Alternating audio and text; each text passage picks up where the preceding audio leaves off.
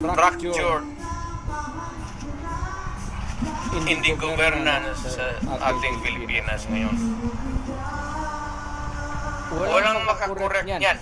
Nobody can correct Marcos. Nobody can correct Romualdez. Nobody can It's a long process papapil sa Supreme Court. Unless you dala ka ng kaso doon. Matagalan yan. next year pa yan. So if you want A redress of grievance, there is no urgent remedy. So it is only the military who says.